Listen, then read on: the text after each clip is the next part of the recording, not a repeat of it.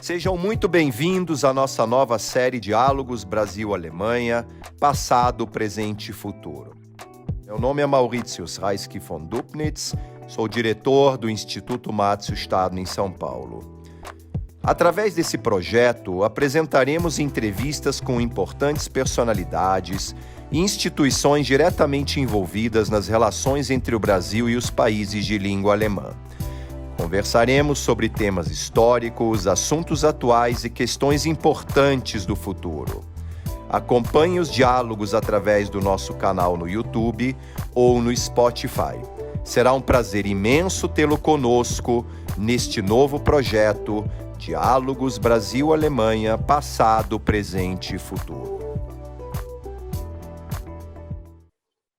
Olá, gostaria de dar as boas-vindas a nossa nova série Passado, Presente e Futuro Diálogos. Mensalmente apresentaremos diálogos com importantes personalidades e instituições diretamente envolvidas nas relações entre o Brasil e os países de língua alemã. Hoje, o Instituto Max-Staden convida o professor Dr. Markus Witt.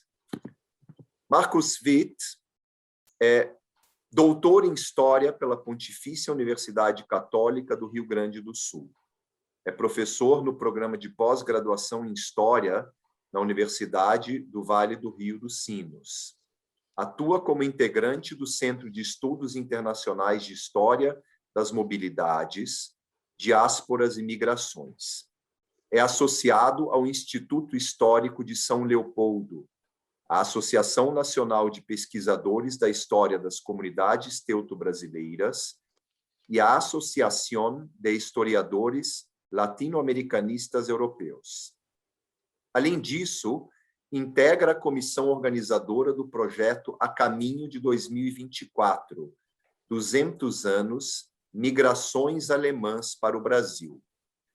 Tem experiência na área de História, com ênfase em História do Brasil Império, atuando principalmente nos seguintes temas: imigração, colonização, imigração alemã, imigração e escravidão, história comparada e imigração. Professor Markus Witt, seja muito bem-vindo a essa primeira rodada de entrevistas do nosso novo projeto. É um prazer imenso recebê-lo hoje. Muito obrigado pelo convite. Gostaria de cumprimentá-los, então, pelo projeto. Estabelecer diálogos é fundamental, em um tema da história tão importante como o tema das migrações. E, em nome da Unicinos, da Universidade e do Instituto Histórico de São Leopoldo, eu quero reforçar e agradecer o convite. Bom, muito bom. Vamos começar, então, com uma série de perguntas, professor Markus. Hoje o nosso tema é imigração alemã ao Brasil. Nos últimos anos, o mundo acadêmico começou a usar o termo migrações alemãs em vez de imigração alemã. Você poderia explicar para o nosso público a mudança do termo e o porquê dessa alteração, o que isso altera nas pesquisas e qual é a diferença entre imigração alemã e migrações alemãs? Certo. Acho que uma primeira pergunta bastante importante, porque ela nos fala de dois aspectos, o da pluralidade e o da complexidade. Nesses quase 200 anos de migrações alemãs, nós temos memorialistas, historiadores e demais intelectuais escrevendo sobre esse grande processo migratório, do Velho Mundo, da Europa, para o Novo Mundo, a América. E o que, agora mais recentemente, sobretudo a partir da década de 90 para cá, o que tem aparecido nas pesquisas é essa questão da pluralidade e da complexidade. Isso nos faz pensar o quê? Nos faz pensar que nós usávamos o termo alemães para definir todas as pessoas, solteiros e famílias, que vinham da Alemanha para o Brasil, por exemplo. E com isso nós generalizávamos todas essas pessoas. E sempre tínhamos que jogar uma nota de rodapé dizendo: nós sabemos que a Alemanha se unificou a partir de 1871, né, mas nós chamamos de alemães os que vêm desde 1824 ou mesmo antes disso. Então, esse novo termo, migrações alemãs, ele vem nos ajudar, não é? Talvez a gente não precise mais colocar essa nota de rodapé, porque nós queremos evidenciar a complexidade linguística, cultural, territorial dessas pessoas que, desde o início do 19, emigram para a América. Tá? Então, nesse sentido, ele é mais plural, né, e traz mais a complexidade das migrações. Os motivos pelos quais saíram da Europa, ou do que seria a Alemanha, os motivos pelos quais os países americanos recém-independentes, né, desejavam receber esses imigrantes, né? Todos os agentes envolvidos, né, os governos, investidores individuais, empresas que investiram tanto, né, na viagem, quer dizer, os navios, né, equipando os navios, mas também toda a questão de terras, mercados de terras, quer dizer, então é um mundo realmente muito mais complexo. Né? Então, o singular, imigração alemã, tá, deu conta até um certo ponto, né, ele nos ajudou até um certo ponto, principalmente porque as pesquisas estavam sempre muito centradas no Novo Mundo, ou seja, na América. Né? Quer dizer, o que aconteceu com esse imigrante quando chegou à América e como ele se desenvolveu, né? E a sua família. Mas, de um tempo para cá, a realidade da Alemanha ou dos países e territórios de onde os imigrantes saíram, essa realidade também passou a nos interessar muito. Né? Então, nós temos um olhar um pouco mais holístico e complexo, e, nesse sentido, o termo nos ajuda. Muito bom. Professor Marcos, nos últimos 10 anos, as pesquisas sobre migrações alemãs elas mudaram expressivamente. Novos temas foram inseridos, como, por exemplo, clima, o ambiente, escravidão, além das migrações contemporâneas que fazem parte dos simpósios e das pesquisas nas universidades. Você poderia contar um pouco mais sobre esses novos temas? Quais são esses temas que têm sido abordados e por que eles são importantes? A segunda pergunta, né, eu fiquei refletindo sobre ela está muito conectada à primeira, né? Porque, além da pluralidade e da complexidade do próprio termo migrações alemãs, nós, pesquisadores, talvez um pouco mais da atualidade, sentimos a necessidade de expandir as pesquisas, né? E pensar muito mais na relação desses imigrantes com o outro, e o outro pode ser um outro imigrante alemão, mas também um outro africano escravizado, africano livre, um nacional, ou seja, aquele trabalhador, lavrador nacional. Estou falando aqui em termos de Brasil, por exemplo. Né? Então, é preciso ver esse imigrante na sua relação com os outros. Né? E, ao fazer isso, nós podemos, então, relacionar a pesquisa da imigração alemã, ou das migrações alemãs, né, com o tema da escravidão, ou dos libertos, né, com o tema fundamental do ambiente hoje, né, quer dizer, toda a questão ambiental, ecológica, né, de sustentabilidade. Né, é um tema fundamental. A história ambiental hoje é um dos principais nortes, não é, do grande campo da história. Nossos colegas João Klug e Eunice Nodari, da UFSC, né, têm um laboratório muito importante de história ambiental e migrações. Então, são temas fundamentais que fazem com que nós possamos ver além. Né? Ou seja, por um bom tempo, parte da historiografia tratou os imigrantes como seres isolados. Né? Fizeram essa leitura, né, a partir das suas fontes, né? E nós, essa historiografia um pouco mais recente, dentro da qual eu me incluo, nós relativizamos um pouco isso, né? Porque a ideia do isolamento também reduzia um pouco a capacidade ativa do imigrante, né? E, de uma certa forma, também ela dava respaldo para principalmente as acusações, né, que surgiram durante o Estado Novo, ou nas décadas de 30 e 40, né, do quisto étnico, né, esse imigrante isolado, que não queria saber do Brasil. Né? Então, as pesquisas que relacionam as migrações alemãs com esses outros temas, né, elas mostram que essas pessoas tinham capacidade, né, ativa, de diálogo, né, de compreender essa nova realidade do novo mundo, né, e saber jogar com isso, né, saber, né, disputar os espaços e aquilo que eles precisavam. Então,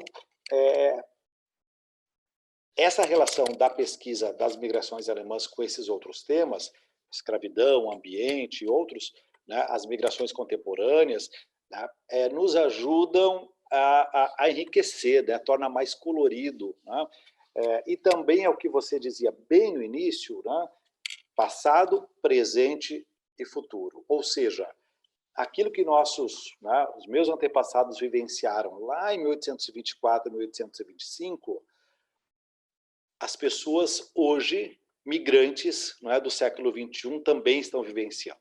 Né? É claro que é uma outra realidade, mas nós podemos construir essa ponte. Né? E isso também ajuda a justificar por que nós temos que estudar 1824, mas também estudar 2021, né, no campo das migrações. Interessantíssimo, professor. O senhor falou de pesquisa, eu quero aproveitar. O senhor você coordena um novo projeto de pesquisa, Consulado Espanhol e o Serviço de Proteção aos Cidadãos Alemães no Brasil, 1942-1945. Você poderia explicar esse novo projeto de pesquisa, como ele surgiu, qual é o objetivo dele, e se já existem publicações sobre o tema que você poderia recomendar? Sim, esse projeto é uma joia rara, né? E eu já vou explicar por quê. Eu tenho que dizer que esse projeto ele é um presente da professora Elda Gonzalez, de Madrid. Né? Ela trabalha no Conselho Superior de Investigações Científicas, né, de Madrid, e foi ela que nos ofereceu essa documentação. São cerca de 30 mil documentos produzidos pelo Consulado Espanhol ou encaminhados ao Consulado Espanhol, né, por esses alemães que estavam no Brasil nessa década, no início do século XX, né, e que, de alguma forma, são tocados pelo Estado Novo, pela nacionalização e pela entrada do Brasil na Segunda Guerra Mundial. Né. Então, a professora Elda nos apresentou, nos disse que havia essa documentação praticamente intocada e original, né, num arquivo da Espanha, e nós passamos a contemplá-la. Não podemos acessar os 30 mil documentos, mas são cerca de 4, 5 mil documentos, que é um volume gigantesco, né, que exige leitura, interpretação, enfim. E qual é a grande questão desse projeto? Ele trata de um velho tema, né, aparentemente. Estado Novo, nacionalização, os imigrantes alemães, tanto os alemães natos que chegam ao Brasil na década de 20, mas também os descendentes daqueles imigrantes que chegaram ao longo do século XIX, todos eles são suspeitos. Né? Década de 30, né? E, sobretudo depois de 1937, eles passam a ser suspeitos. Né? Então, esse é já um velho tema. Né? Mas o que tem de novo é agora essa fonte praticamente intocada, original, né? E que ela fala muito das prisões, né? Dos campos, né? de correção, das prisões, para onde esses alemães ou descendentes eram levados. Né?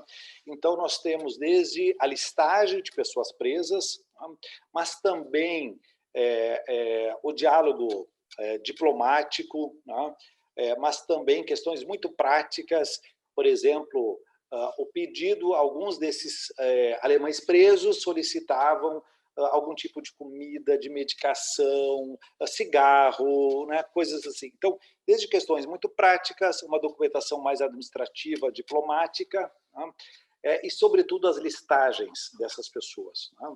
Cartas entre os familiares, os presos, o consulado espanhol, né? Então, traz uma nova dimensão, porque a gente entra no âmago, né? Quer dizer, nós entramos diretamente,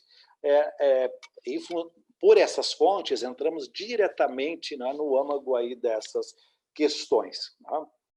O consulado espanhol, então, assume esse trabalho a partir de 1942, né, quando o consulado alemão, claro, não pode mais atuar, e é ele que passa a cuidar, então, desses alemães no Brasil.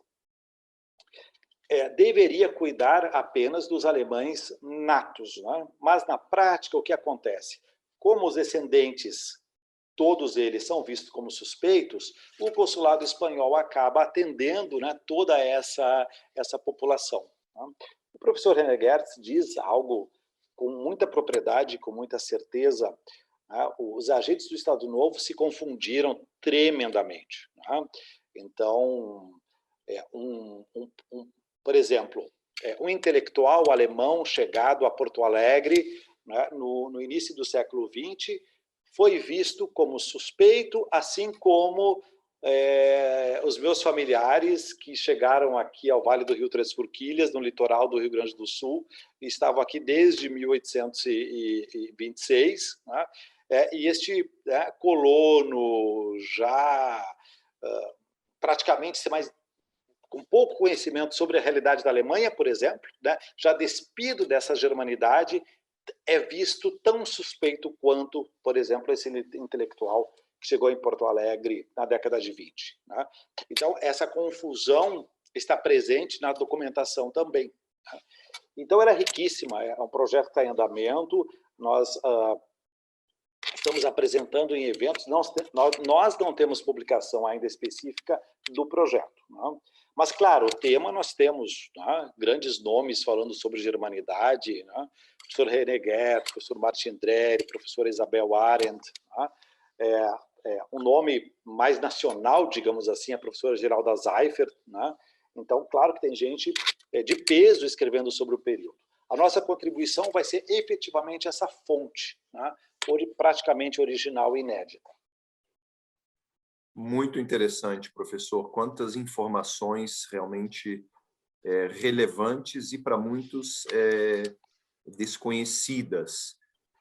Falando um pouco agora do presente e do futuro, afinal de contas, o nosso projeto Diálogos ele tem justamente esse objetivo de abordar o passado, o presente e o futuro. Em 2024, nós vamos homenagear os 200 anos de migrações alemãs para o Brasil, aí já próximo. Isso. Como você enxerga, nesse sentido, os projetos em andamento, no que nós deveríamos focar, o que você considera importante para 2024? Resumindo, qual é o seu desejo para essa celebração desses 200 anos? Certo. Talvez eu inicie a resposta dizendo que nós estamos num grande projeto interinstitucional, né?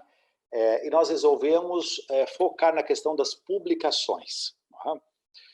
Nós estamos focando em alguns setores como a publicação de grandes clássicos, por exemplo, né?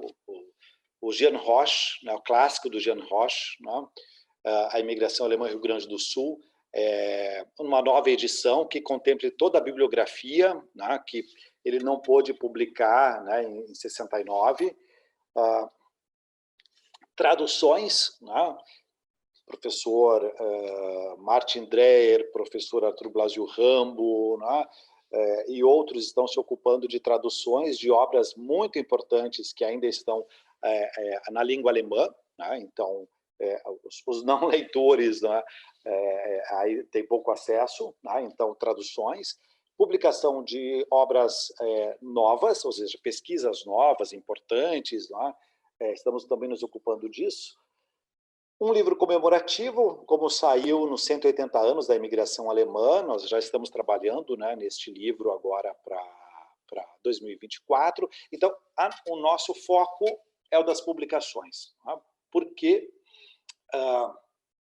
nós temos pessoas e outros setores, né, começando a pensar a questão da festividade, né, quer dizer, a parte um pouco mais da festa mesmo, quer dizer, desfiles, eventos, concertos, né, tal. Como não é possível fazer tudo, então, através do Instituto Histórico de São Leopoldo, que é uma agremiação também que reúne 30 pesquisadores de diversas instituições, em parceria com a editora Oikos, né, o editor Animug é nosso confrade no Instituto, nós focamos na publicação. Tá? Porque também é algo que fica, né? Quer dizer, é uma contribuição perene, quer dizer, algo que fica para o futuro depois. Né? Você perguntou, né, a última questão ali, quer dizer, o que eu espero para 2024, né? Eu acho que essa questão do futuro, ela é fundamental, né? Eu acho que qual é o sentido de uma pesquisa? Ela não pode ficar engavetada, ela tem que, de alguma forma, contribuir para que a gente olhe para a nossa realidade e para um futuro imediato e consiga, a partir dela, fazer algo melhor, né? Para a sociedade, para os grupos que estão aí. Claro, no nosso caso, nós estamos pensando nos grupos migrantes. Né? Então, de alguma forma, nós temos que, se não resolver, mas sensibilizar governos e instituições capazes, de alguma forma, de qualificar esse processo, de minimizar, né, todos os sofrimentos. Né? Então, se conseguirmos, né, fazer isso, né, colaborar com isso, né, lá em 2024, eu acho que já teremos assim feito, né, uma grande contribuição. Né? Eu acho que pode ser pode ser uma contribuição que eu diga, olha, né, gostei de fazer parte disso porque, né, nós não apesar de jurássicos, né, daqueles que estudam, né, o século XIX, o 800, quer dizer, essa é uma pesquisa que ela não pode morrer em si mesma.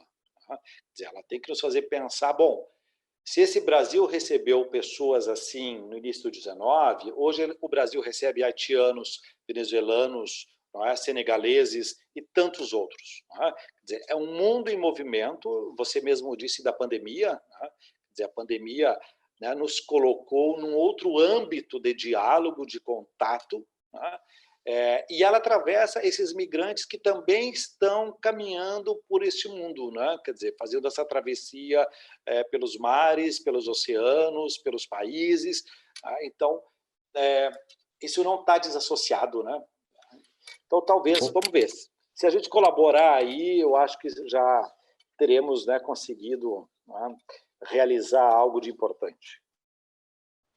Com certeza a colaboração será muito grande, professor Marcos Witt, e estamos todos na expectativa desse 2024 que se aproxima, sem agora querer polemizar a nossa conversa, a nossa entrevista, mas um ponto interessante que eu gostaria de abordar, o dia 25 de julho ele é geralmente celebrado como o dia da imigração alemã, com a chegada dos primeiros imigrantes alemães em São Leopoldo, no Rio Grande do Sul. Uhum. Sabemos que antes disso já existiam outras colônias de língua alemã no Brasil. Você poderia contar um pouco sobre essas colônias antes de 1824, para quem nos ouve e de quem participa da nossa conversa, professor? Claro. Quer dizer, nós já temos a presença de pessoas de fala germânica, de novo, talvez devemos falar em falas germânicas, né? Quer dizer, no plural, no Brasil antes, né, do Brasil independente, antes de 1822. Né? A chegada de Dom João VI, né, da corte portuguesa em 1808, né, talvez isso às vezes é um pouco complexo, né, para aquele fim que não é historiador, né, ou que de alguma forma também não tenha estudado isso. A chegada da corte portuguesa em 1808 muda totalmente o cenário do Brasil, né? O Brasil ainda é uma colônia de Portugal, mas de repente a corte está no Brasil. Né? E aí eles pensam muitas coisas para desenvolver o Brasil, né, para colocar o Brasil um pouco assim em compasso com a Europa, né, em sintonia com a Europa.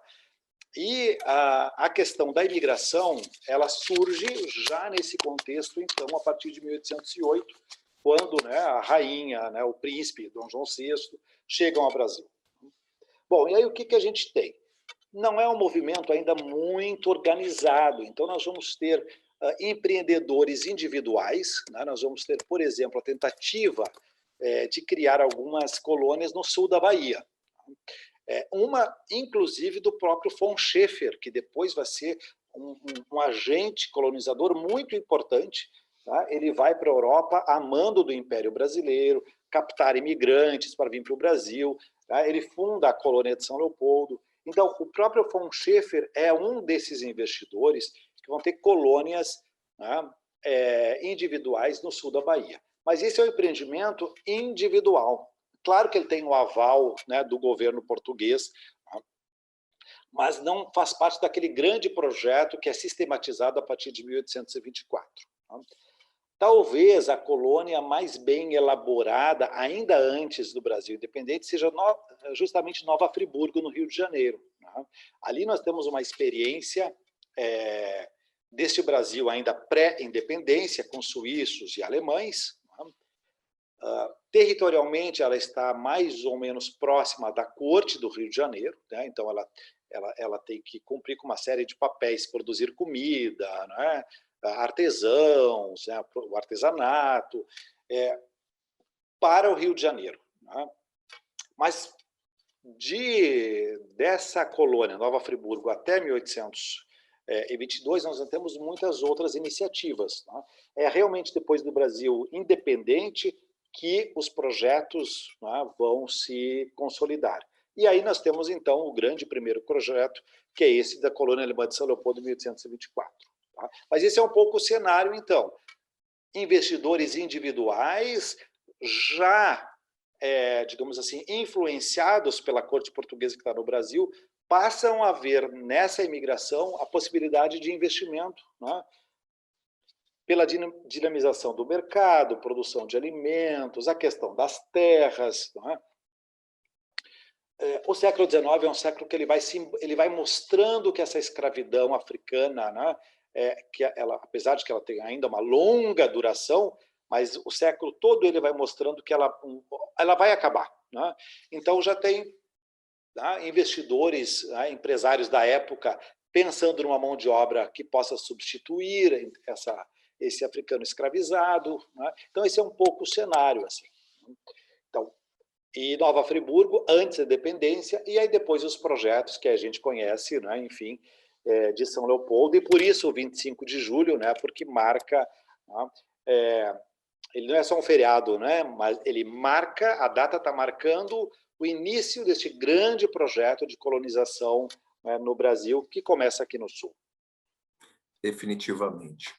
Professor, a nossa entrevista começa a se aproximar do seu fim, mas antes de encerrarmos, eu gostaria de saber, e até uma pergunta que nos interessa mutuamente, que é como você enxerga o futuro das pesquisas sobre migrações alemãs?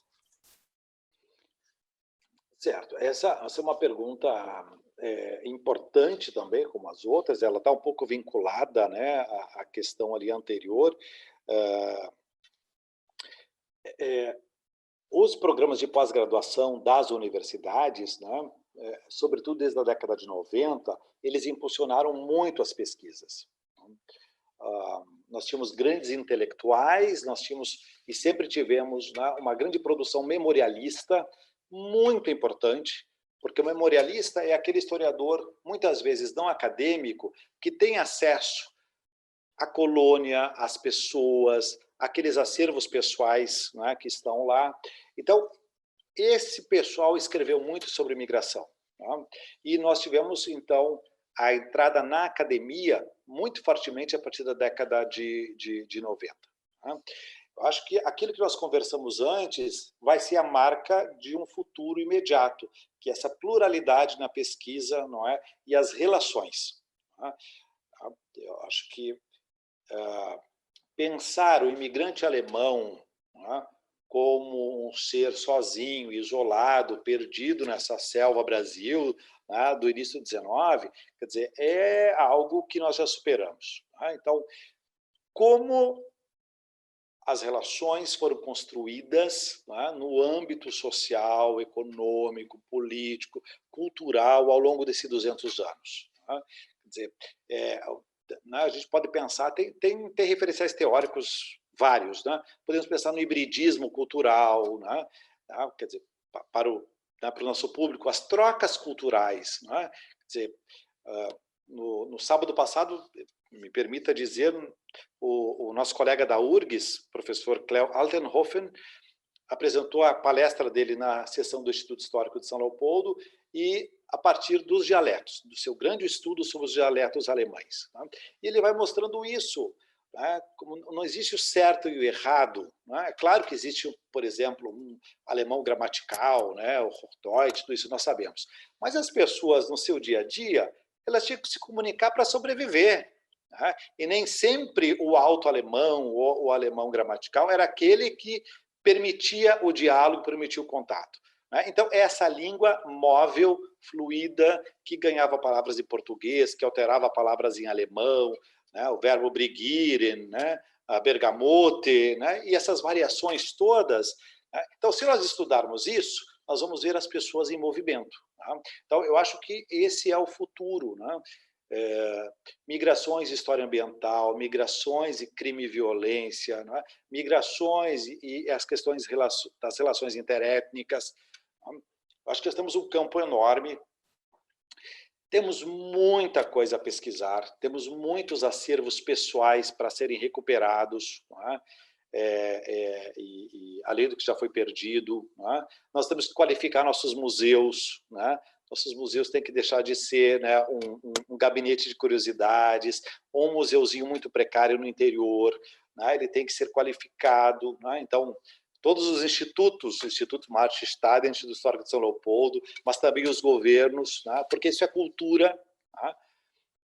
Isso é cultura, né? É aquilo que a gente leva para o museu e que a gente quer mostrar, né? E que é importante. Né? Então, nós temos grandes desafios. Por isso, acho que é um campo vasto, próspero, né? E desafiador. E isso nos anima. Que gostoso ouvir isso, professor. É realmente animador, mas eu entendo que nós estamos em 2021, 2024, está muito próximo, isso é um tempo que passa muito rápido e, de certa forma, eu entendo que nós precisamos, juntamente com quem nos ouve hoje, de certa forma, nós precisamos começar a entrar nesse clima para 2024. Isso é muito importante.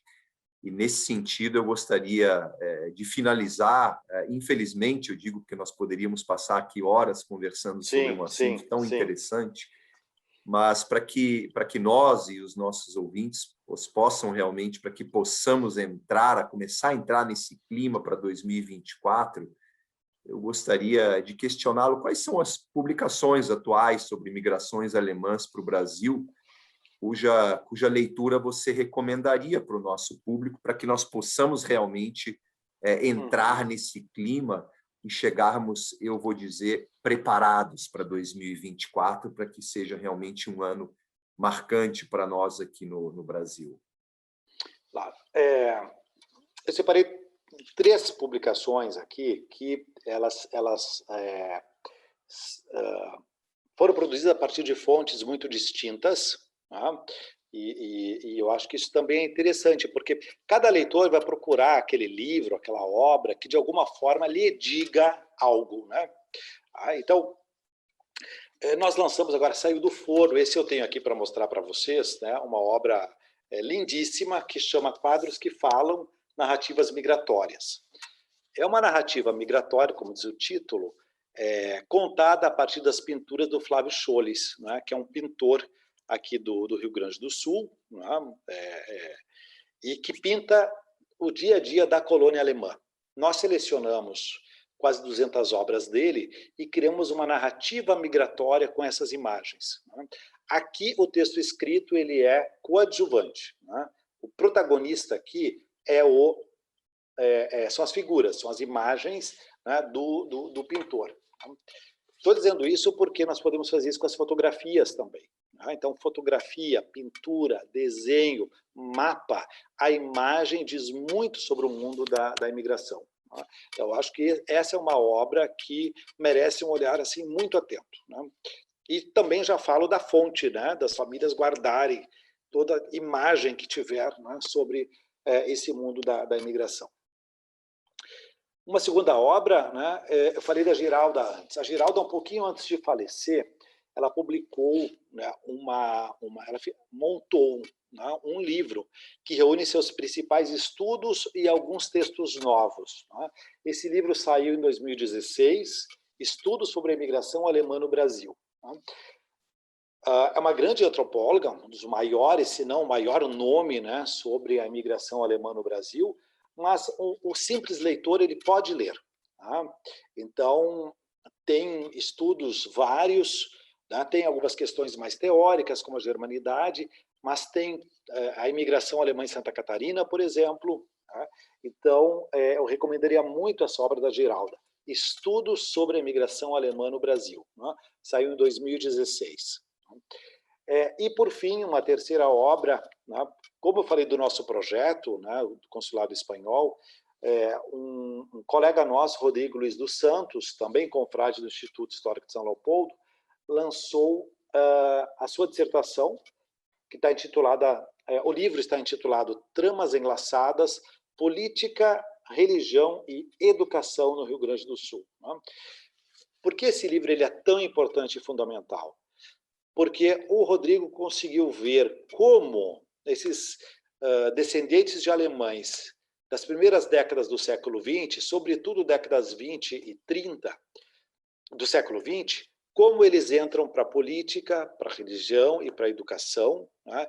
E como eles conseguem, né, conquistar o seu espaço ali. E como esses três aspectos, política, religião e educação, dialoga com o Estado Novo. Tá?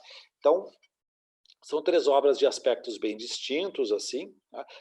Mas o que eu poderia dizer ainda? A produção é muito vasta, né? Então, vocês vão encontrar obras importantes sendo publicadas aí, né? E eu diria assim, busque e leia aquela que toca o seu coração, né? E esse é um bom início. Não é? E aí depois, né, se tiver tempo, né, vai lendo um pouco mais.